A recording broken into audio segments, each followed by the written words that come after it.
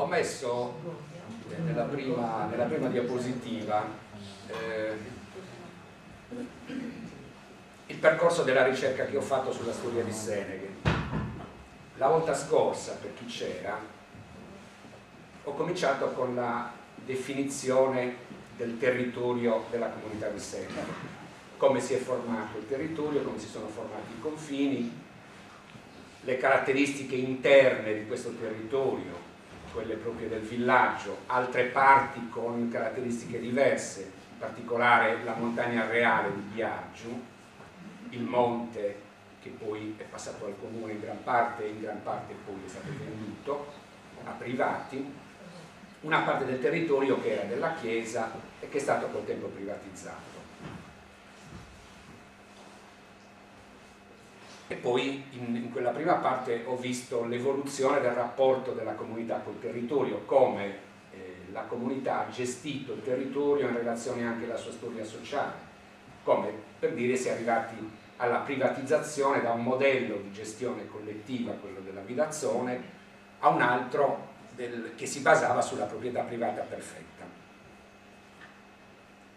Nello studio che ho praticamente terminato, ho visto poi anche altri aspetti della storia di Seneghe. Ho cercato di percorrere varie strade per definire una vicenda che sembra spesso insignificante, come quelle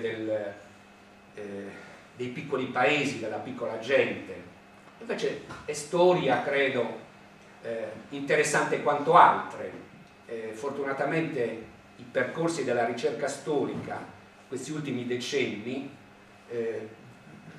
hanno cercato di approfondire le vicende di ogni parte della vicenda umana, cioè non c'è un alto e un basso, non c'è solo la storia dei re, c'è anche la storia della gente comune, che oggi la storia considera interessante quanto l'altra. Probabilmente la vicenda di un sovrano incide di più sulle vicende collettive, però per la storia tutto è interessante.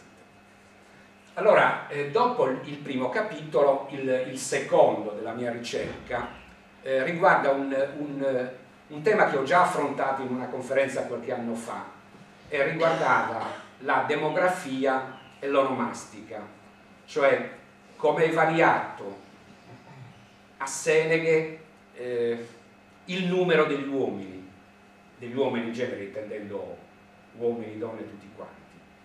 Cioè è anche vero che nella ricerca su una realtà poco documentata come quella nostra, credo che sia utile ricorrere a ogni strumento per capire come è fatta una società e come cambia nel tempo. Per dire, appunto, in questo secondo capitolo ho visto come la popolazione di Seneghe è cambiata nel tempo. Per dirvelo in due parole, Seneghe è già grande quando cominciamo ad avere dati noi sulla storia di Seneghe. Dati importanti sulla vicenda seneghese si cominciano ad avere dalla fine del Cinquecento.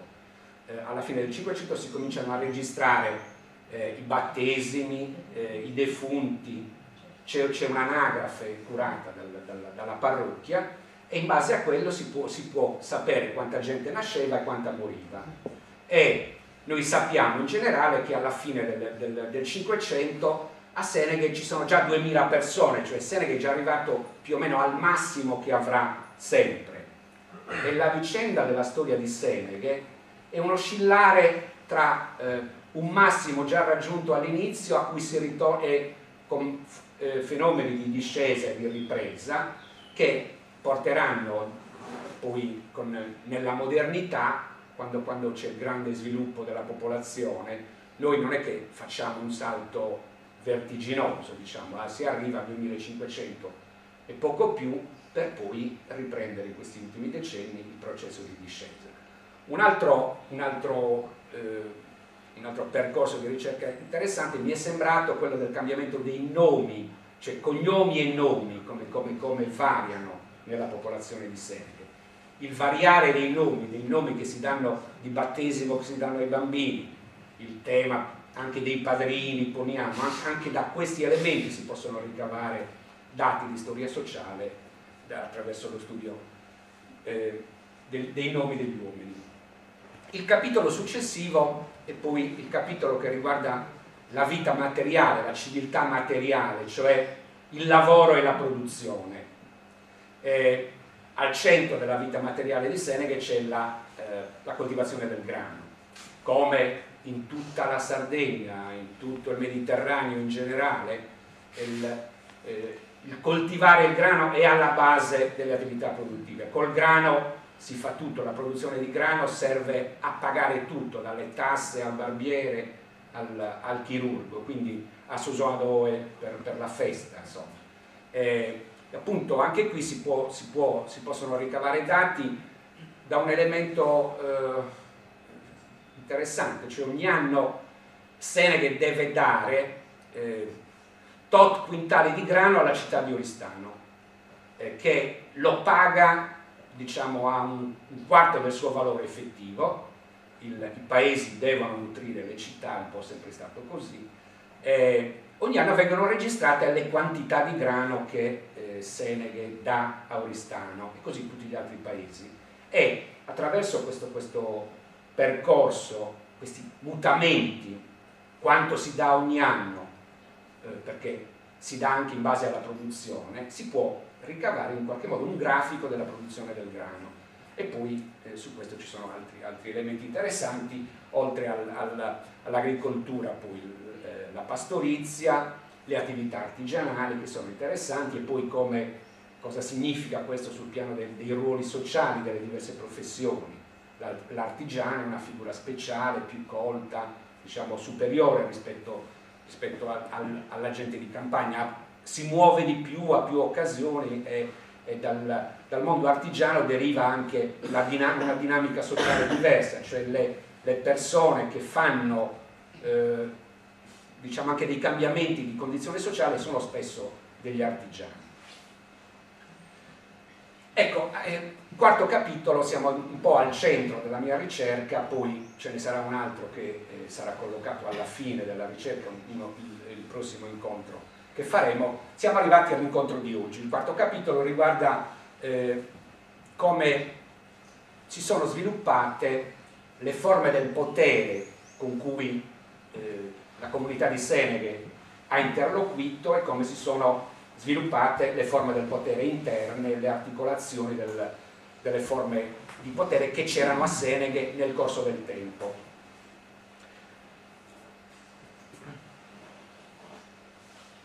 Allora qui tenete presente questa situazione non cambia nel corso dei secoli di cui parlerò.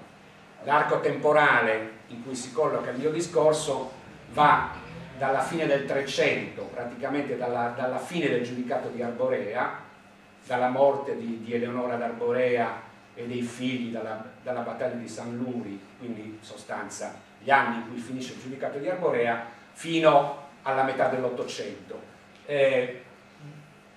Questa è la situazione del regno di Arborea, con le sue 13 curatorie, qualcuno dice che erano 14, c'è qualche...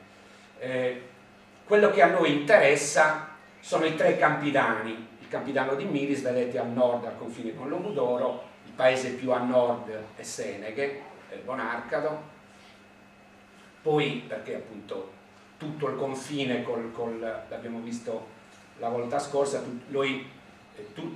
territorio di Seneghe, adesso c'è Narbolia forse al confine con Cugliari, propriamente quel territorio era seneghese fino alla foce del Rio Pischinappiu. Capitano Miris, il capitano maggiore e il capitano di Simagis. Questa è in qualche modo la nostra realtà, la realtà che diventa, dopo il giudicato di Arborea, diventa marchesato di Oristano. Il giudice di Arborea, il re d'Arborea, è sostituito da un altro re, dal re d'Aragona e poi dal re di Spagna. In gran parte della Sardegna ci sono i feudi, cioè a Sant'Urusuggiu ci sarà il conte di Cugliari e poi il marchese di Siete Fuentes, che è il feudatario, il signore locale. Il nostro signore è direttamente il re. Questo perché? Perché la popolazione del giudicato di Arborea, siccome aveva resistito per tanti anni al dominio, quasi in riconoscimento del suo valore, ottiene sul documento scritto firmato dal re che il territorio del marchesato di Oristano non venga mai ceduto a nessun altro feudatario che non sia il re, e se dovesse farlo i cittadini hanno il diritto di sollevarsi in armi, ed è scritto nel trattato, nei privilegi che Ferdinando il Cattolico concede alle popolazioni di Oristano e dei tre Campidani. Poi il resto appunto il territorio del giudicato.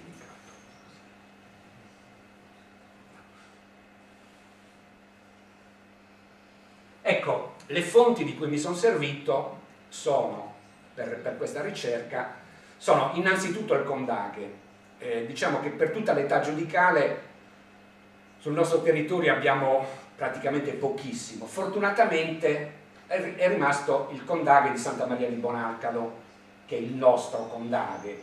Condaghi ce ne sono anche altri, San Pietro di Sorres e altri, ma diciamo uno dei più ricchi e per noi assolutamente il più significativo è il Condaghe di Santa Maria di Bonalcado, Condaghe scritto nel monastero benedettino camaldolese di Bonalcado. In questo Condaghe noi troviamo per esempio nominati i curatori della parte Milis, del Campidano Milis, perché il nostro distretto a cui Seneghe appartiene si chiama parte Milis più anticamente, poi è in contrada del Campidano Milis o Campidano Milis semplicemente.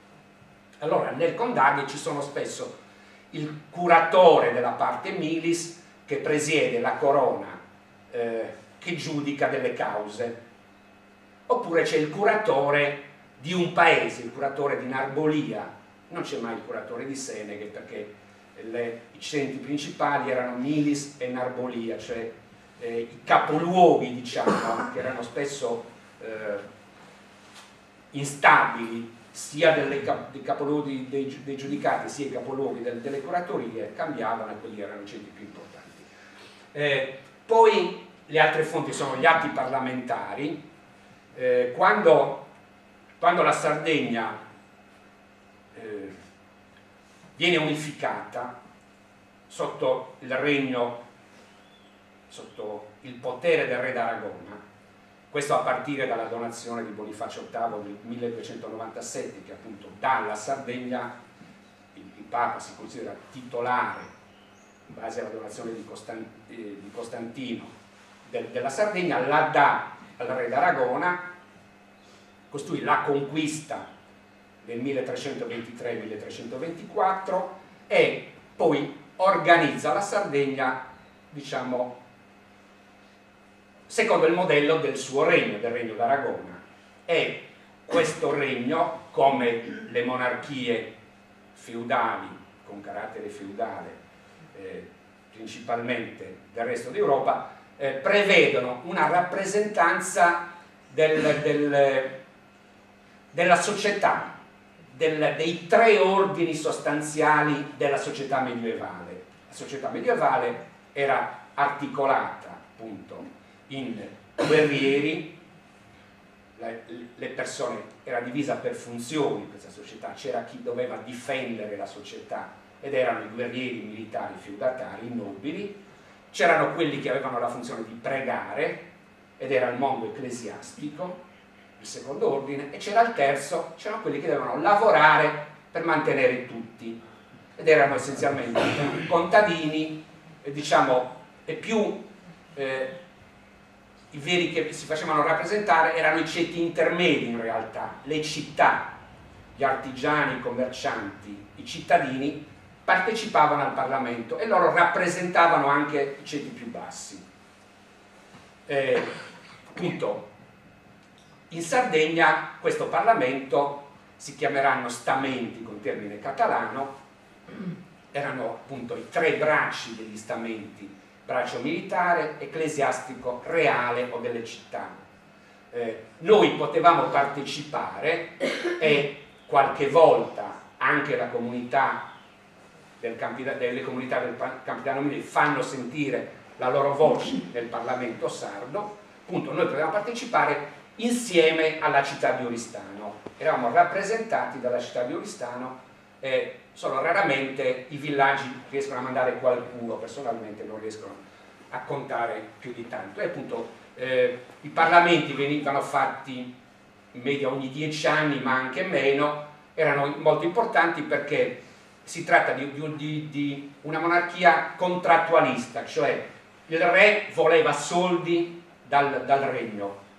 Per avere questi soldi, che si chiamavano donativo, convocava il Parlamento e il Parlamento diceva diamo 100.000 scudi al re, però in cambio vogliamo queste concessioni, ed era un contrattare continuo, e così funzionava. E appunto gli atti parlamentari sono conservati, vengono pubblicati man mano a cura del Consiglio regionale della Sardegna, e quelli che sono stati pubblicati li abbiamo noi in biblioteca per chi è interessato a questo. Un'altra fonte molto importante per noi è l'archivio storico del comune di Oristano, perché come vedrete chi governa questo territorio dipende molto dalla città di Oristano. L'archivio storico della città di Oristano è molto ricco, conserva documenti a partire dal 400, quindi ci sono tante cose interessanti. Il Parlamento sardo ha funzionato finché siamo stati sotto gli spagnoli. Quando il Regno di Sardegna è passato al Savoia, al re che era stato duca di Piemonte fino a quel momento, le monarchie europee si stavano evolvendo dalla monarchia in cui il sovrano contrattava ancora con i sudditi, e in particolare contrattava con i sudditi più potenti, come si può immaginare, con la grande aristocrazia, che spesso erano suoi parenti, cioè i duchi erano gente molto potente, così con la Chiesa, con i grandi ecclesiastici.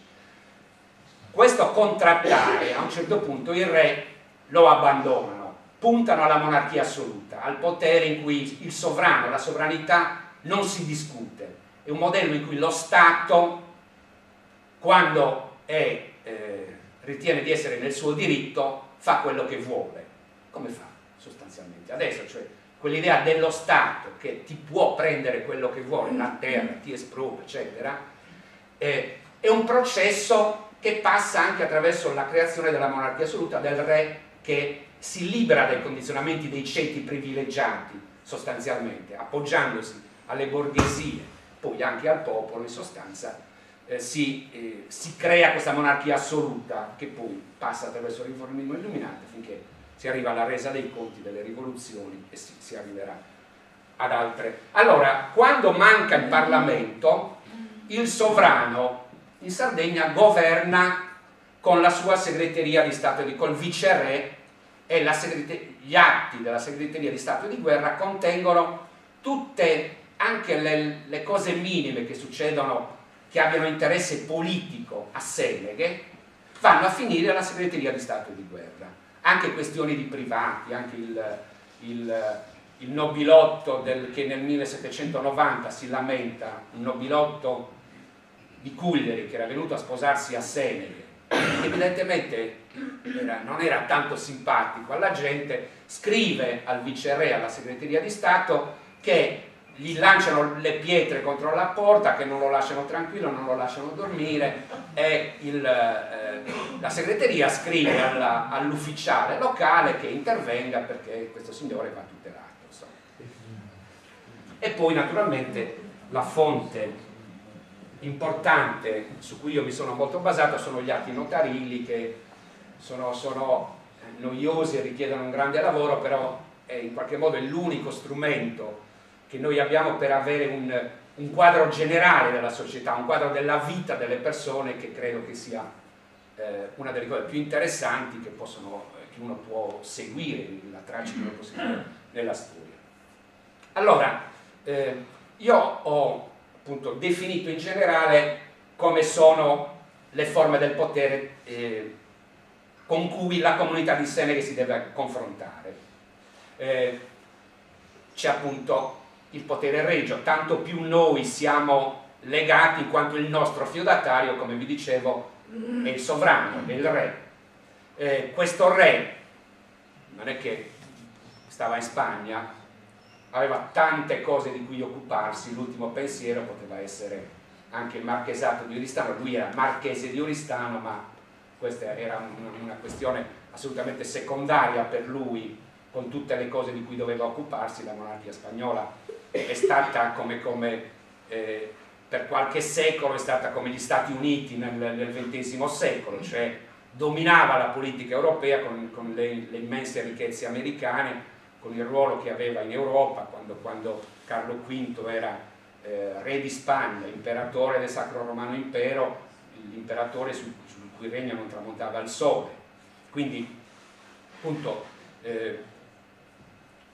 questo è appunto il potere in questa realtà, comunque passa dal giudicato ai re iberici, il re d'Aragona e il re di Spagna. Qui ho elencato anche come cambiano le forme del potere. Il potere del giudice sembra esprimersi come un'eredità delle forme del potere romano-bizantine, in sostanza. Il giudice è re sia in campo civile che in campo militare, è padrone di enormi proprietà sul territorio del giudicato, governa con i suoi parenti, una forma di imperium molto molto molto presente, molto forte. È una società, quella giudicale, che si basa essenzialmente sulla servitù, dove molti sono quasi schiavi, quindi contano poco o nulla. Ecco, è una forma di governo, di potere, di imperium ereditario ed elettivo, perché poi subentra la conferma dell'elezione da parte della Corona de Logu. Cioè, a un certo punto sembra che entri anche una rappresentanza del subopolo, cioè della popolazione del giudicato. Questo sembra verso la fine del giudicato stesso, quando il giudicato di Arborea sta affrontando una lotta durissima contro la monarchia, contro il re d'Aragona.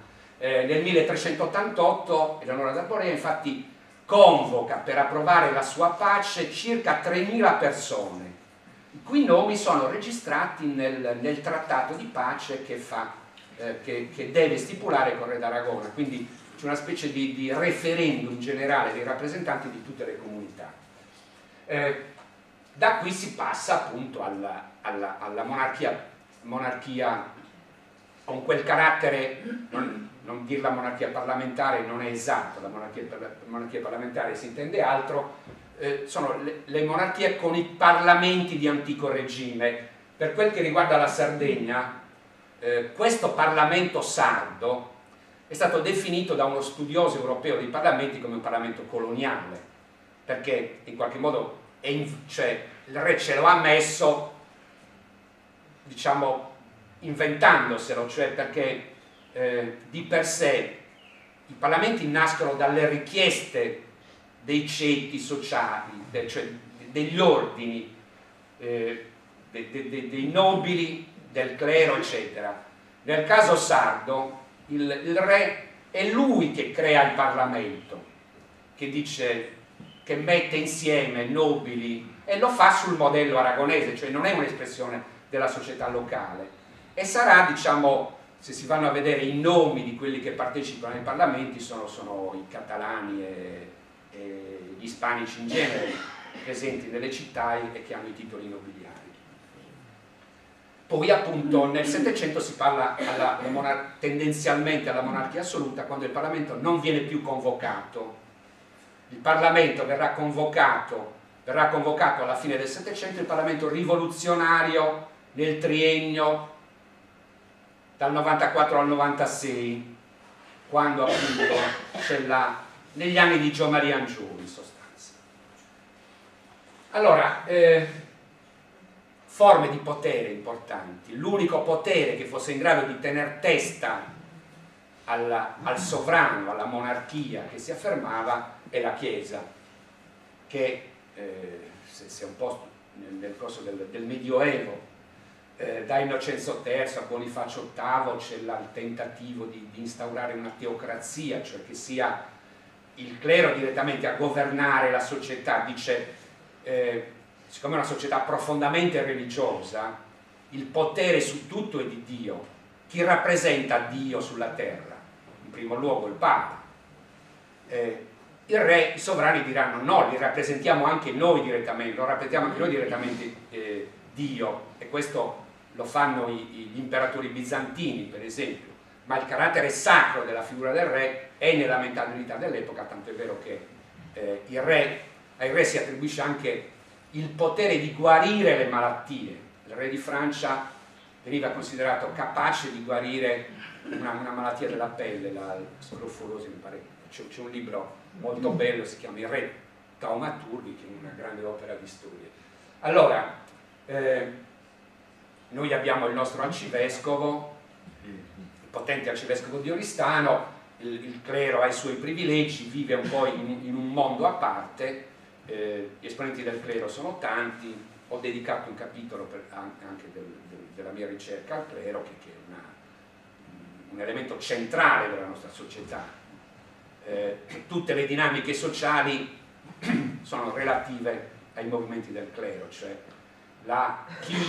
le famiglie che si sono distinte, lo aveva scritto la Marmora, in Sardegna dietro ogni famiglia ricca c'è una persona del clero che è stata capace di accumulare onestamente. Va bene, durante l'età giudicale la Chiesa non era tanto forte, non esisteva neanche un foro privilegiato del clero. Con la Spagna praticamente anche succede che il clero non è giudicato dai giudici normali, è giudicato da giudici ecclesiastici. Esiste, sarei voluto andare a vederla, la prigione della curia arcivescovile di Oristano, che mi hanno detto che era una cosa molto interessante da vedere, e a Oristano sono conservati anche tutti i processi fatti dal foro ecclesiastico, che non sono accessibili. Allora,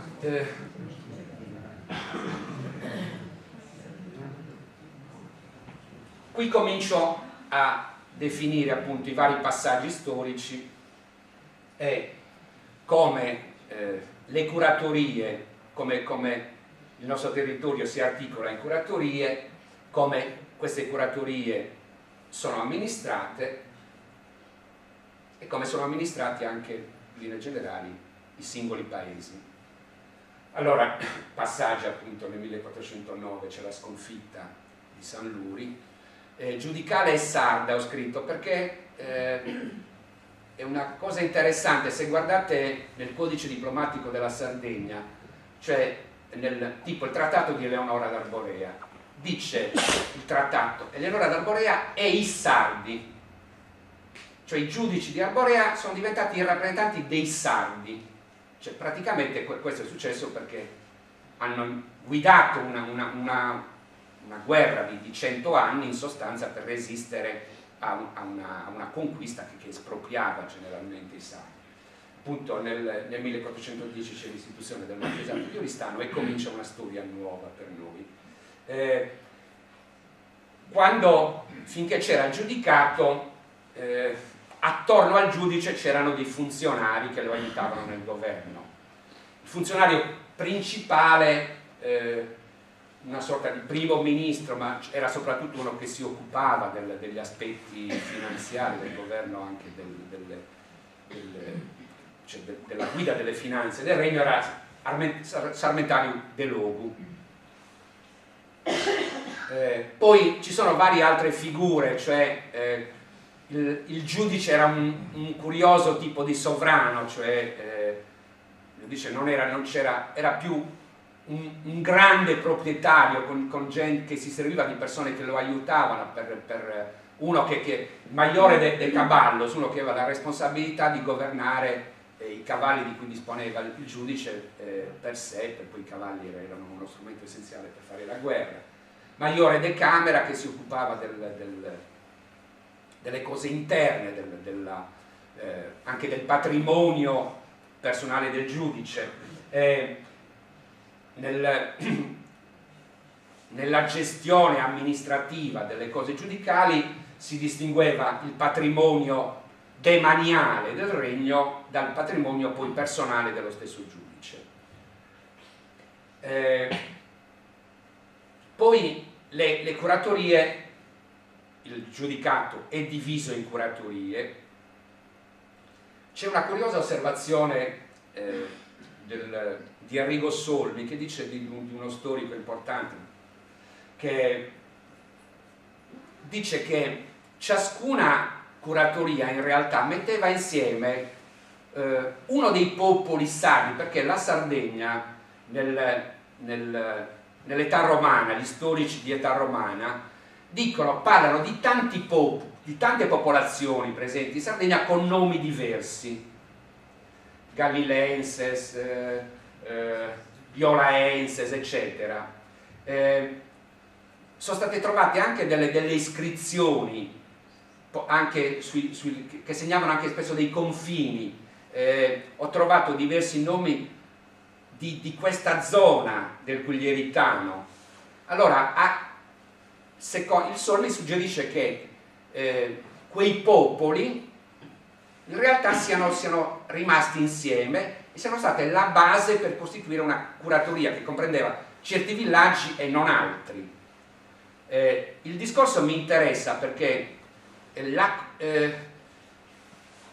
non si riesce bene a capire la continuità storica dei sardi, cioè come si passa dai nuragici, come cosa è successo dei sardi sotto la dominazione punica e romana, cosa succede quando finisce la dominazione romana. Si parla di incontro, di fusione, però in realtà incontro e fusione, ma anche distinzione c'è sempre. Appunto un percorso da capire, difficile. Allora, ci sono le curatorie e ci sono le ville.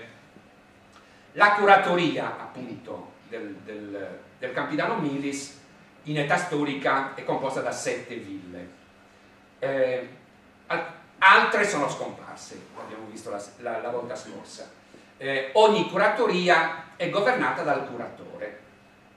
Il curatore, lo vedremo nella ripresa successiva, ha diverse funzioni significative.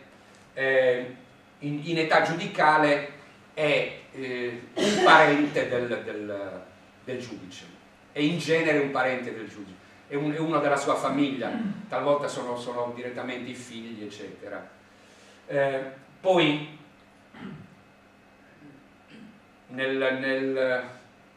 come magistrato di tutta la curatoria c'è solo il curatore. Nella villa poi può esserci, è chiamato anche il curatore della villa, ma più spesso è il maiore de villa, che alcuni storici chiamano direttamente il sindaco di allora. Il maiore de villa veniva eletto dal curatore, veniva scelto dal curatore e aveva praticamente le stesse funzioni delegate dal curatore nell'ambito del paese. Questo maiore de villa, che governava tutto il paese, aveva inizialmente anche delle funzioni militari. La scolca era un drappello militare e poi queste funzioni vengono assorbite e trasformate. Chiaramente una delle funzioni importanti era quella di sorvegliare il mondo della campagna, e quindi c'è anche il maggiore del prato de pardu, cioè che deve sorvegliare il mondo della campagna, aiutato dai giurati. Sul curatore, appunto, il curatore è nominato, delegato dal giudice. Qualche storico trova qualche cenno a curatore eletto anche dalle ville, cioè come se ci fosse una rappresentanza democratica dei 7 villaggi che nominano il curatore. Questa mi sembra una tesi difficile da sostenere, ma qualcuno la faccia. Sì. Allora, il curatore chiaramente sparisce come titolo quando finisce il giudicato. Però le curatorie restano.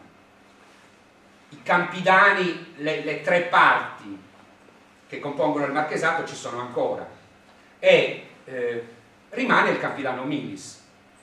Il curatore del campidano milis diventa ufficiale reggio, ufficiale e giudice ordinario del campidano milis, quello che era stato il curatore. Il Condaghe dice Donnu Gunnari de Iena, curatore de parte de Mili. Questo curatore de parte Mili diventa l'ufficiale della parte Milis. L'ufficiale stavolta è designato dal re e insomma ha il governo del territorio dei 7 villaggi. Quali sono i compiti? Curare la riscossione delle tasse, poi chi controlla gli interessi reggi nel territorio del marchesato è il suddelegato, si chiama suddelegato patrimoniale, è uno nominato dall'intendente alle finanze di Cagliari. Esercitano la giustizia l'ufficiale reggio e il giudice ordinario del campidano milis. L'ufficiale reggio gira per i villaggi a rendere giustizia, oppure i delinquenti vengono portati da lui a Milis, vengono incarcerati, processati, eccetera, giudicati, condannati o assolti, mantengono l'ordine e poi sovrintendono a tutte le varie attività che si fanno nel territorio, sovrintendono all'elezione dei sindaci nei villaggi, sovrintendono all'inizio dell'annata agraria nella campagna, insomma hanno il controllo vero della realtà. Le forme di autorità nel marchesato di Oristano sono a Oristano c'è il podestà, che poi in età spagnola dal 500 si chiamerà il vegher, passerà anche in italiano, si chiamerà il veghiere, che è in genere un nobile nominato dal re, fa anche il giudice a Oristano, giudica anche le cause d'appello che gli vengono mandate dagli ufficiali. Appunto nei distretti invece ci sono gli ufficiali reggi, che poi vengono chiamati anche delegati consultori. La città è un discorso a parte, la città ottiene dei privilegi, i cittadini pagano meno tasse, la società antica è una società di privilegi, cioè chi riesce a tirar sulla testa, per esempio, riesce a non pagare le tasse, il clero non paga tasse, la nobiltà non paga tasse, come le pagano gli altri, pagano il donativo al sovrano, ma sono loro che decidono di dare al sovrano, lo contrattano, mentre gli altri devono pagare per tutto. Allora, l'accordo col sovrano è del 1479, Ferdinando il Cattolico da Saragozza, nel libro del reggimento del comune di Oristano, concede appunto, decreta l'istituzione degli ufficiali per il governo del territorio e definisce anche le norme per l'elezione degli ufficiali. Gli ufficiali reggi, i nostri giudici ordinari, sono segnalati dal comune di Oristano, 4 nomi, il re sceglie tra questi 4. In genere dovrebbero entrare in carica, cioè il re dovrebbe nominarli per Santa Lucia, siccome il re non lo faceva, ci pensava il viceré poi in Sardegna direttamente, entrava in carica l'ultima domenica di Carnevale. subito prima della Quaresima. La durata in carica dell'ufficiale era prima prevista in 2 anni. Da subito ci sono le critiche agli ufficiali. Gli ufficiali non governano bene, non giudicano bene, se ne approfittano. Per fare denaro sono pagati 50 lire, che non era una gran somma all'anno, per svolgere questo compito. Devono lasciare la città, devono venire a stare, sarebbero obbligati a stare nei villaggi, per cui cercano di arrangiarsi in altro modo. E quindi immediatamente ci sono delle proteste contro gli ufficiali, quindi si riduce la durata a 1 anno, ma poi si allungherà di nuovo. Insomma, gli ufficiali sono delle figure che durano praticamente al 1848, delle figure fino alla perfetta fusione del 47, alla fine del Regno di Sardegna. In sostanza ci saranno gli ufficiali, e ne riparleremo anche un pochino. Allora, poi c'è il distretto, ci sono i 3 capitani, c'è il distretto del capitano Milis. Questo distretto territoriale aveva una reale esistenza, aveva una reale funzione. C'è Francesco Cesare Casula che dice che praticamente non ne avevano nessuna. Cioè, in realtà credo che una funzione la avessero. Per dire, quando io ho trovato che intorno al 1750 i rappresentanti dei 7 paesi si riuniscono per comprare una casa dove mettere l'archivio del distretto del Campidano Milis, che ci vada a stare la curia del Campidano Milis. Lì l'ufficiale regio va ad amministrare la giustizia, lì si conserva l'archivio del Campidano Milis. Questo distretto del 1388 era esistito quando erano stati convocati da Leonora d'Arborea. Poi il distretto ha una sua funzione quando deve resistere la popolazione del nostro territorio alle pretese del Marchese d'Arcais, di cui abbiamo già parlato. Il Marchese d'Arcais era un signore, il nipote di un amministratore della peschiera di Cabras, un uomo di Cabras che aveva fatto i soldi, si era arricchito moltissimo con i commerci, esportando grano legalmente, illegalmente, appaltando la riscossione delle imposte della decima, così come dei redditi del re.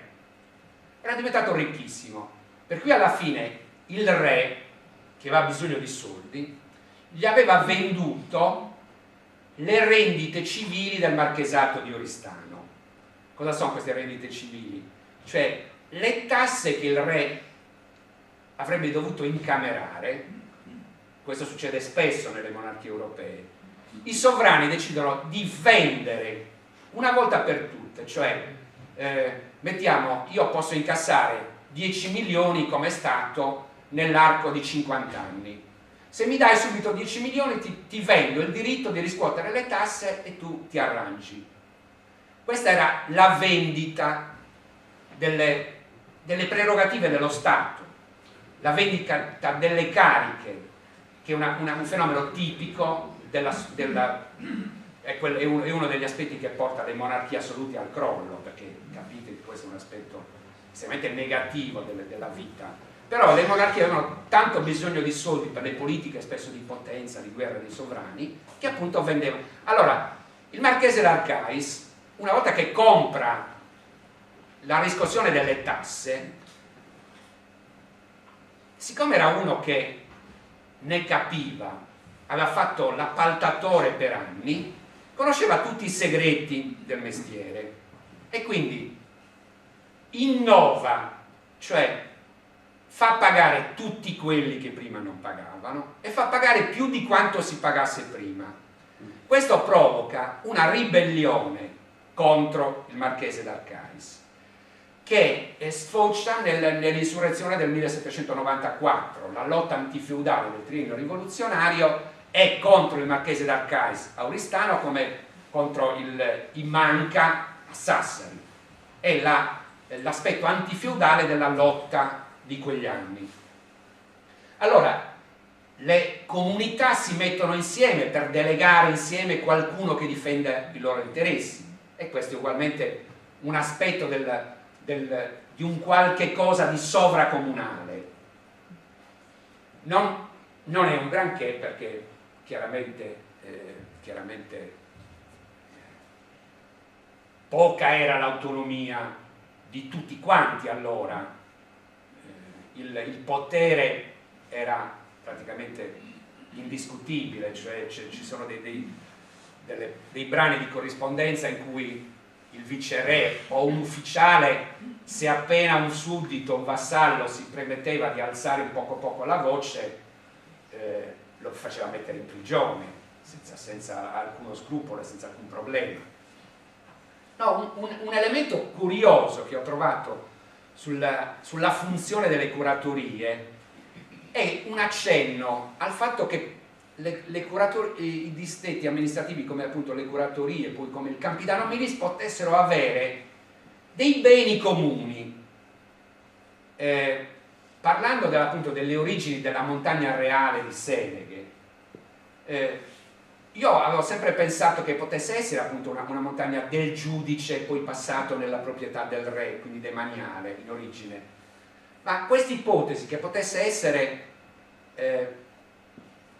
considerato comune alle comunità del distretto la trovo interessante come idea, perché poi tutte le comunità hanno diritto all'uso civico sul nostro monte, e quindi che una parte di esso fosse di spettanza comune al distretto.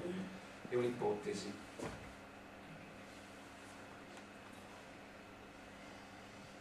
Ecco, qui ho poi ricapitolato cose che ho già annunciato sul ruolo di questi funzionari dell'ufficiale di giustizia, che ha la sua curia Milis, accanto a lui c'è uno scrivano, un notaio che lo aiuta, giudica in base alla Carta del Luogo, in base anche alla legislazione stabilita durante i capitoli di corte, durante i parlamenti. La Carta del Luogo è in vigore fino al 1827, quando entra il codice di leggi emanato da Carlo Felice.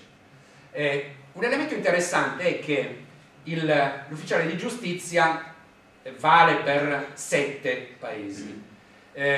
Una legge che viene emanata nel Settecento prevede che ciascun paese abbia poi un luogotenente dell'ufficiale di giustizia, cioè c'è stato nel Settecento, ma non spessissimo, un seneghese che aveva funzione di giudicare, cioè che faceva il giudice di cause interne, come luogotenente dell'ufficiale di giustizia. Alcuni dei personaggi che hanno fatto i sindaci nel Settecento hanno svolto anche il ruolo di luogotenenti. L'ufficiale di giustizia era piuttosto invece restio a nominare i luogotenenti, a delegare il suo potere, e spesso viene sollecitato a farlo. Nel Settecento appunto c'è il luogotenente. Ho citato qui alcuni aspetti del funzionamento della giustizia in quell'epoca. L'istituto dell'incarica.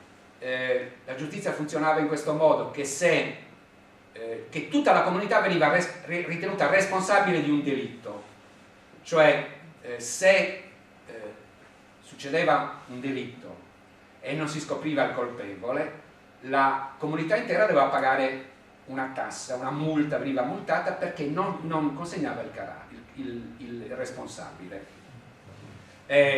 Un altro istituto era la sostituzione del reo, cioè se io venivo messo in prigione e qualcuno, i miei parenti, prendevano un altro delinquente e lo consegnavano alla giustizia, io venivo liberato. E ho trovato per quel che riguarda Seneghe, devo dire, gli atti che ho trovato di questo genere riguardano la nostra famiglia, cioè ci ho liberato in cambio di un altro delinquente. Dei fratelli Cubeddu, 2 erano stati accusati di aver ucciso uno.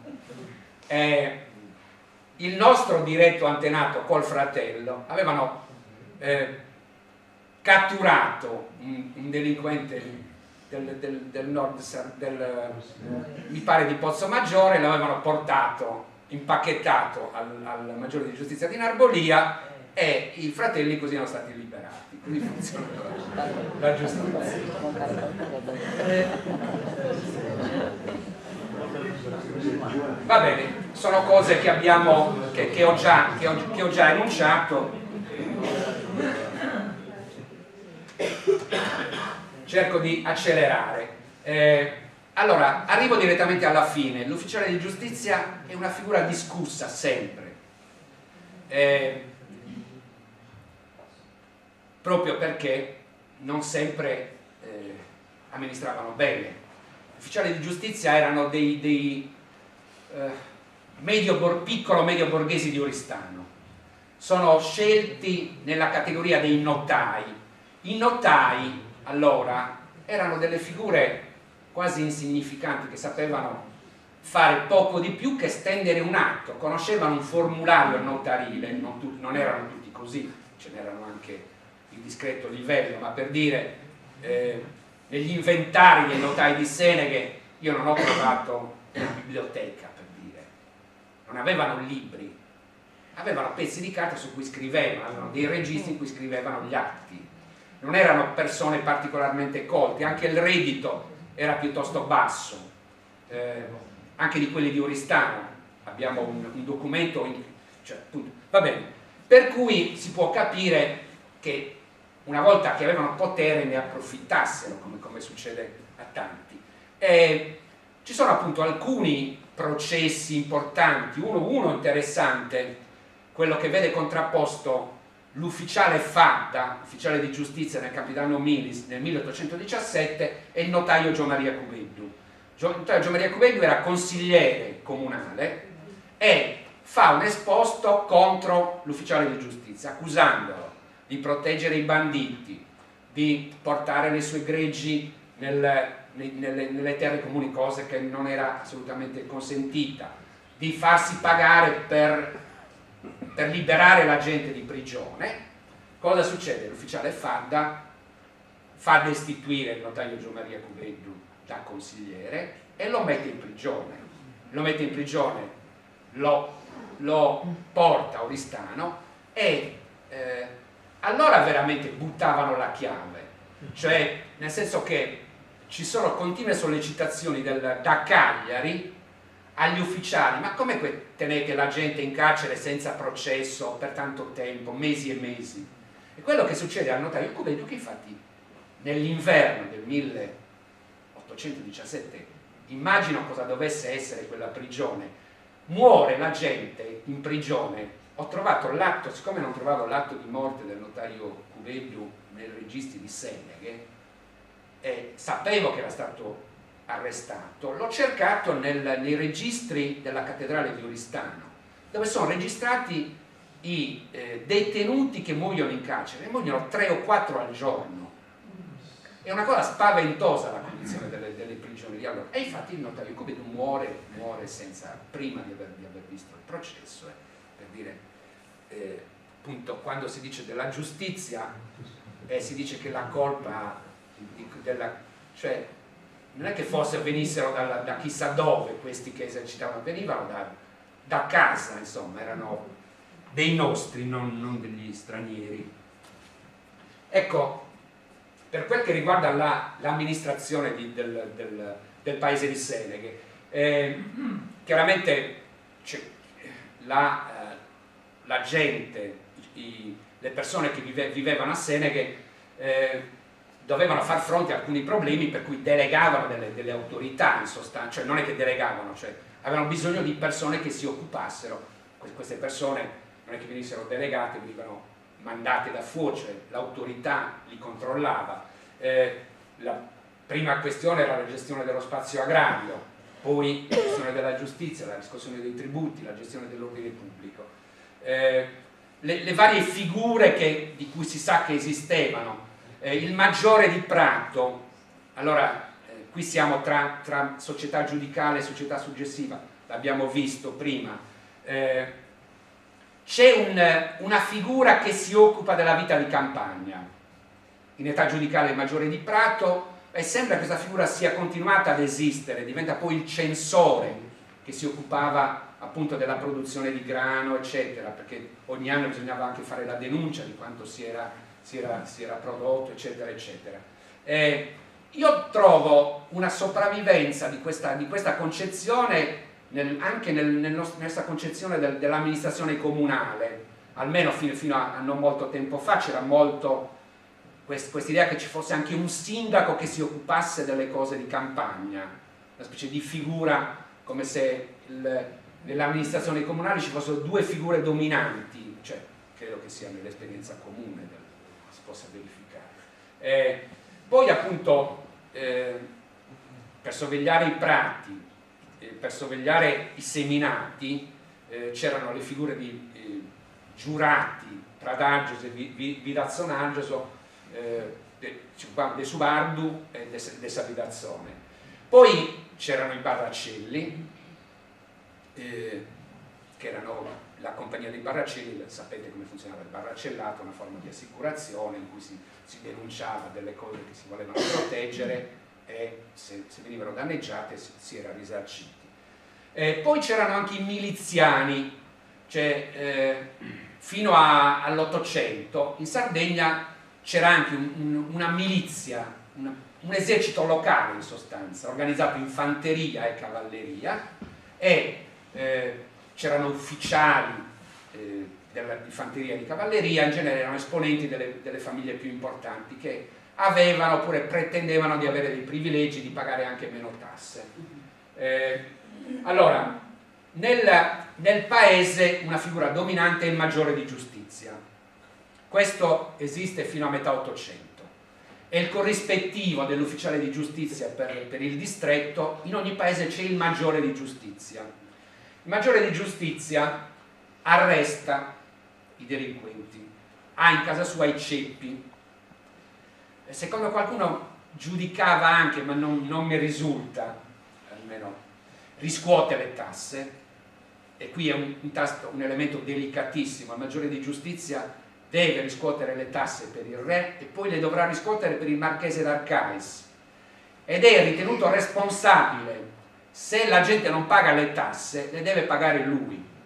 Vi potete immaginare quanto fossero entusiasti questi di fare i maggiori di giustizia. Infatti c'è una costante resistenza a ricoprire questa carica, e lo vedremo subito.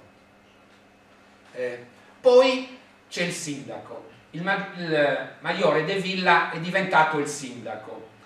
Il sindaco era un procuratore della comunità, era una sorta di avvocato della comunità. Veniva delegato proprio a rappresentare il paese presso le autorità e nei contrasti civili, così come doveva procurare doveva curare gli affitti di cose che potessero essere affittate ad altri, che fossero comunitarie, oppure doveva chiedere dei prestiti, come quando ci fosse per esempio una grave carestia, si dovesse provvedere a fare un prestito per comprare grano, per dire. Sì, e quindi. Allora, il sindaco veniva eletto ogni anno. La procedura era questa: il sindaco uscente chiedeva il permesso al viceré, il viceré concedeva il permesso di riunire l'assemblea dei cittadini. Questa veniva convocata dall'ufficiale di giustizia, si trovavano tutti i padri di famiglia davanti alla casa del maggiore di giustizia. Qui 5 probi uomini indicavano 3 nomi da votare. Quello che otteneva più voti veniva nominato sindaco. questa elezione avveniva nel periodo tra Ferragosto e i primi di settembre. Accanto ai probi uomini c'è nel capitano di Oristano una specie di piccolo senato di consulenti del sindaco che si chiamano gli electos. Io li ho trovati molto presenti per San Veromilis, li ho trovati attestati anche per Seneghe, però in genere non sono indicati. Sono una specie di persone ritenute socialmente più rilevanti quando il sindaco deve prendere una decisione in cui ha bisogno di consiglio nel corso dell'anno, chiede il parere di questi. Ecco, ho indicato alcuni maggiori di giustizia. L'elenco è molto ricco perché il maggiore di giustizia veniva registrato a Oristano e quindi c'è un registro di maggiori di Seneghe del Settecento. Allora, il più antico che ho trovato si chiama Carboni Cadeddu, lui sapete Tre Bacche perché è segnalato in un elenco di proprietari di vacche. 1671 c'è questo mestre Simone Pischedda, che è il primo Pischedda che si è venuto a Seneghe, da cui sono discesi gli altri Pischedda. Questo mestre Simone Pischedda era venuto a Seneghe e aveva sposato una pippia, era un artigiano, un conciatore di pelle, era bosano. Bosano vuol dire che era cittadino. Come cittadino godeva di privilegi. Uno che nasceva cittadino per tutta la vita aveva un trattamento speciale. Allora lui fa ricorso, viene eletto maggiore di giustizia. Vi ho detto che non era un compito molto gradito. Scrive al viceré, dice: guardate che io sono cittadino, sono originario di Bosa, e quindi viene esonerato dalla carica di maggiore di giustizia. Mentre invece non ci riesce, c'è una lettera, diciamo anche commovente, di un altro nominato che si chiamava Salaris, che viene nominato appunto maggiore di giustizia. Scrive protestando, dicendo che era povero e che quindi essere povero e cercare di imporsi come maggiore di giustizia agli altri, dice che non aveva neanche il fiato per respirare, e quindi non l'avrebbero rispettato. Lui invece il suo ricorso viene respinto e deve fare il maggiore di giustizia. Per dire, ho messo, diciamo, dei nomi anche per indicare che è qualcosa che devono fare tutti, le varie famiglie, così a caso, dall'Ispano, Aiuda, Isanna. Diciamo che però verso fine Settecento e primi dell'Ottocento, con una società che economicamente si mette in moto, non c'è più quella resistenza alla carica. Diciamo che nel 1796, l'anno di Gio Maria Angiovi, l'anno in cui a giugno Gio Maria Angiovi arriva sino ad Oristano, sembra che ci sia la rivoluzione, che non ci sarà. Maggiore di giustizia a Seneghe è mestre il falegname Fabbro Carraio Antiogo Andria, che è l'antenato di Andria importanti di Seneghe. Poi vi ho indicato qualcun altro. Nel 19 Vincenzo Solinas, l'ho ricordato perché la sua carica è contestata, cioè comincia a esserci, è l'età che comincia dall'età delle chiudende, e del 20, la legge delle chiudende, in cui Seneghe è un far west come il resto della Sardegna, credo. La corsa alla proprietà della terra scatena una competizione anche violenta, e anche essere maggiore di giustizia, allora è tutto contrastato, accuse continue, eccetera. Sindaci. Allora, il più antico che ho trovato è il notaio Bacchisio Angelo Cossa, figlio di notaio. Il padre Giovanni Cossa era stato notaio nella seconda metà del Seicento.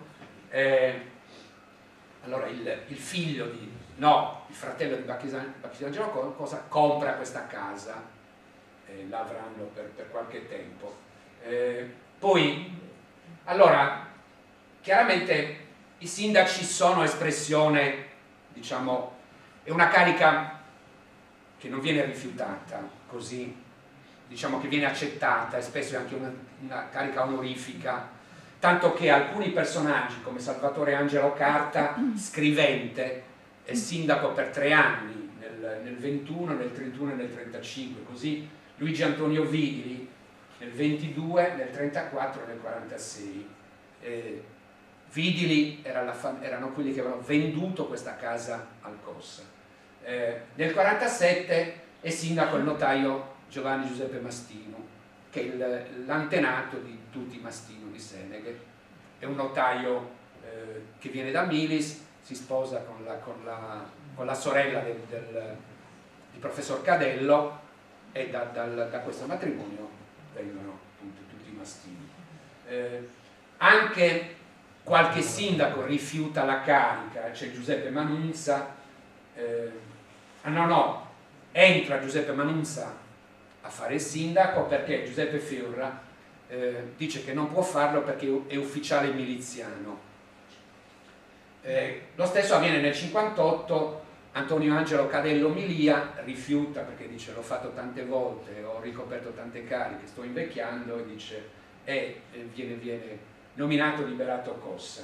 Poi notaio Pietro Angelo Pintus, Salvatore Cazzini nel 62, 71 Fabio Francesco Badau, appunto nel 75 ritorna però Antonio Angelo Cadello Milia, fa il sindaco in un anno importante in cui molti hanno fatto richiesta di chiudere terra, e lui è una specie di ormai di vecchio saggio che la comunità manda per decidere che cosa si può chiudere e cosa no. È un periodo di chiusure consentite, concordate con la comunità. Poi ho indicato, allora,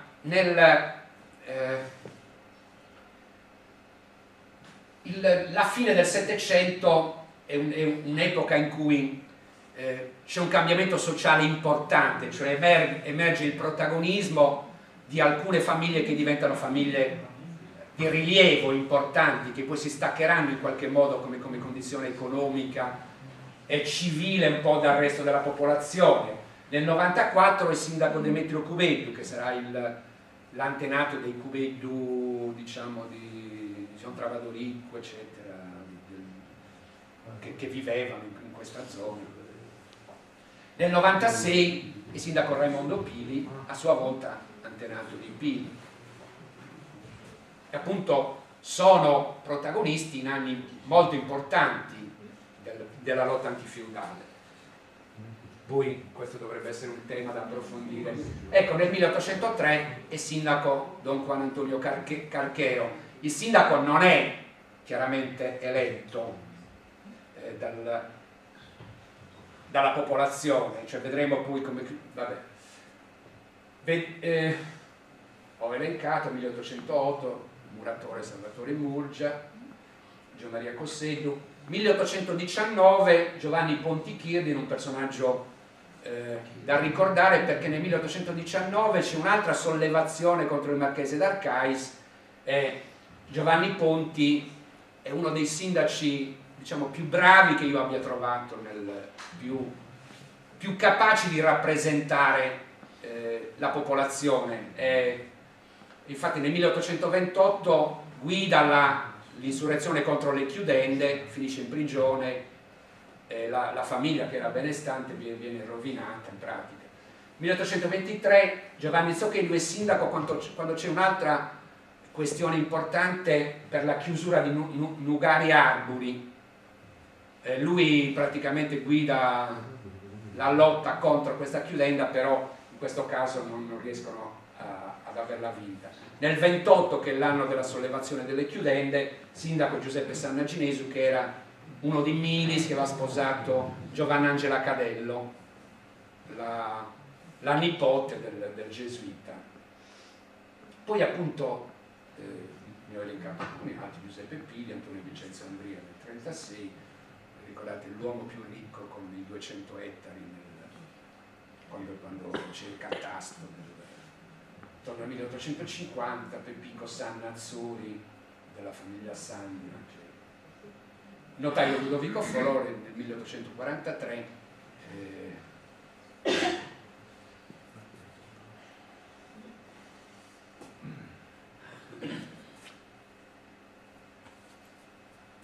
allora nella storia dell'amministrazione del paese ci sono stati vari passaggi. Abbiamo visto la figura del sindaco. Il sindaco procuratore era una figura isolata, con il consiglio degli electos, aveva scarso potere, scarsa possibilità di contare. Le cose cambiano in un certo modo nel 1771, quando vengono istituiti i consigli comunitativi, vengono chiamati, legge istitutiva dei consigli comunitativi che consentì alle comunità sarde di avere dei rappresentanti. C'è una elezione iniziale, cioè la popolazione viene chiamata a eleggere 7 rappresentanti. Poi non verrà più chiamata a eleggere nessuno, cioè uno di questi diventa sindaco, poi a rotazione diventano sindaci gli altri. Quando uno ha fatto il sindaco esce e ne nomina un altro, subentra un altro che lo sostituisce. Quindi c'è una rotazione, una cooptazione continua, non è la gente che nomina, che viene chiamata ad eleggere il consiglio comunitativo. Viene istituito il segretario comunale, che dovrebbe essere almeno notaio, ma qualche volta nominano anche uno scrivente, uno che sappia scrivere una lettera, che sappia leggere e scrivere. Capite che il segretario comunale avrà un grosso potere, un grosso ruolo in mezzo a dei consiglieri che sono per la maggior parte analfabeti, e vedremo chi saranno i segretari comunali di Seneghe. E appunto anche sui segretari comunali ci sono sempre molte lamentele, diventano più potenti dei sindaci a volte, e infatti alla fine sarà il re a nominarli direttamente, diventano dei fiduciari appunto Allora, prima elezione, poi cooptazione. Ci sono dei cambiamenti anche nei distretti amministrativi di cui Seneghe fa parte. Periodo 1807-1827 ci sono cambiamenti continui. Il Campidano Milis continua ad esistere l'ufficiale regio del Campidano Milis, però vengono creati gli intendenti, vengono create le province. Seneghe farà parte della provincia di Busacchi, poi soprattutto della provincia di Cuglieri, che era un grosso distretto amministrativo dove sta l'intendente.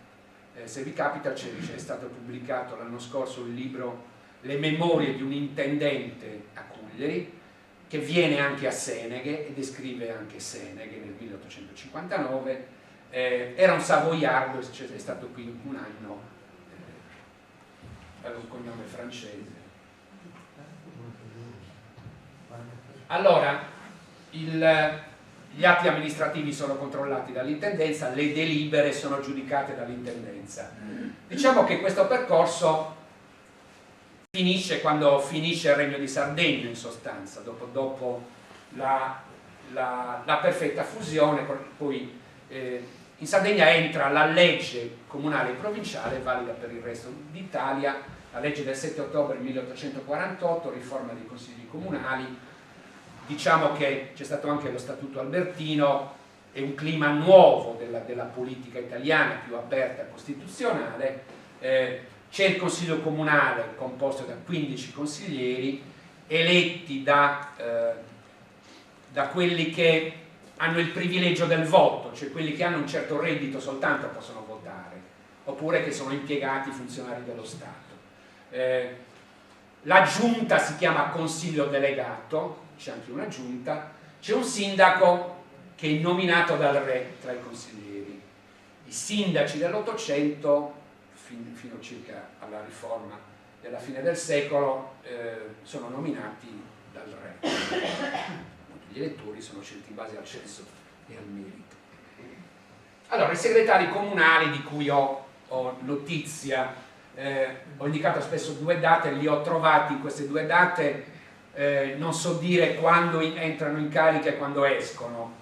Il primo, appunto, i consigli comunitativi sono istituiti nel 71, il primo è il notaio Pedro Angel Pintus, l'ho trovato documentato nel 79 e nell'83. Il successivo è il notaio Antonio Quancossu, e qui siamo sempre nella storia di questa casa, perché i Cossa vendono la casa a lui, che era di origine bonarcadese e sposa una seneghese, diciamo, si compra la casa più importante di Seneghe, il palazzo che era questa casa. Poi da lui i suoi discendenti lo venderanno ai Madau, dai Madau. Allora, poi c'è nel 1823 il notaio Raimondo Masala. Il notaio Raimondo Masala, che muore nel 1837, era di origine lussurgese, ed è il notaio che che fa la chiusura di Trovium e contro il quale c'è l'insurrezione del paese nel 1828, che porta alla demolizione della Tanca. Dopo di lui, nell'estate del 1837, provvisoriamente diventa segretario Peppico Sannazzori, che abbiamo visto sindaco in un'altra occasione, e intanto si deve decidere chi farà il segretario comunale. C'è uno scontro al vertice tra il notaio Antonio Pischeda e il notaio Luigi Pili, e negli atti della segreteria di Stato c'è un giudizio dei 2 personaggi in opposizione, si finisce per scegliere il notaio Antonio Pischeda, che a un certo punto abbandona perché si stufa di fare il segretario comunale. Subentra Antonio Pili, che era fratello del notaio Luigi Pili. Sarà segretario comunale per un po' di tempo. Nel 1854 troviamo poi il sindaco, l'avvocato segretario comunale, l'avvocato Giuseppe Andria, che poi anche lui lascerà la carica di segretario per diventare sindaco per molto tempo. Un personaggio ormai dell'800 dominante nella politica. Io avrei finito col mio excursus, mi pare di avervi detto quello che... Sì, mi pare che...